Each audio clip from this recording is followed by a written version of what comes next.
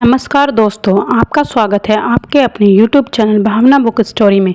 आशा करती हूँ आप सभी स्वस्थ होंगे और खुश होंगे। जब से सृष्टि का आरंभ हुआ तब से कई बार यह सवाल उठा कि ब्रह्मा, विष्णु और महेश में बड़ा कौन है। हमारे पुराणों में इसके विषय में कई कथाएं मिलती हैं।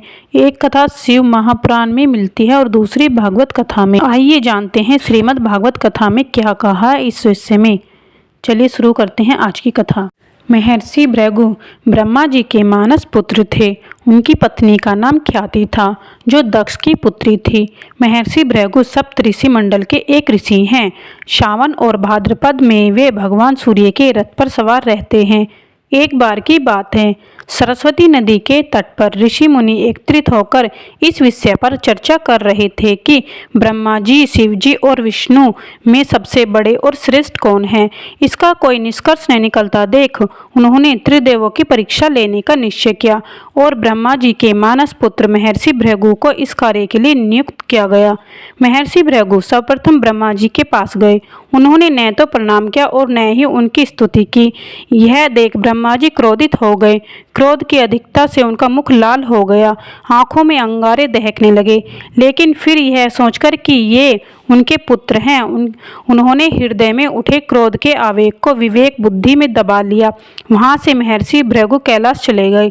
देवादिदेव भगवान महादेव ने देखा कि भृगु आ रहे हैं तो वे प्रसन्न होकर अपने आसन से उठे और उनका आलिंगन करने के लिए भुजाएं फैला दी। किंतु उनकी परीक्षा लेने के लिए भृगु मुनि उनका आलिंगन अस्वीकार करते हुए बोले, महादेव, आप सदा वेदों और धर्म की मर्यादा का उल्लंघन करते हैं। दुष्टों और पापियों को आप जो वरदान देते हैं उनसे सृष्टि पर भयंकर संकट आ जाता है, इसलिए मैं आपका आलिंगन कदापि नहीं करूंगा। उनकी बात सुनकर भगवान शिव क्रोध से तिलमिला उठे। उन्होंने जैसे ही त्रिशूल उठाकर उन्हें मारना चाहा, वैसे ही भगवती सती ने बहुत अनुनय विनय कर किसी प्रकार से उनका क्रोध शांत किया। इसके बाद भृगु मुनि बैकुंठ लोक गए।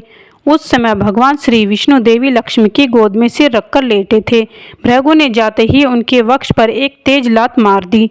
भक्त वत्सल भगवान विष्णु शीघ्र ही अपने आसन से उठ खड़े हुए और उन्हें प्रणाम करके उनके चरण सहलाते हुए बोले, भगवान, आपके पैर पर चोट तो नहीं लगी? कृपया इस आसन पर विश्राम कीजिए। भगवान, मुझे आपके शुभ आगमन का ज्ञान न था, इसलिए मैं आपका स्वागत नहीं कर सका।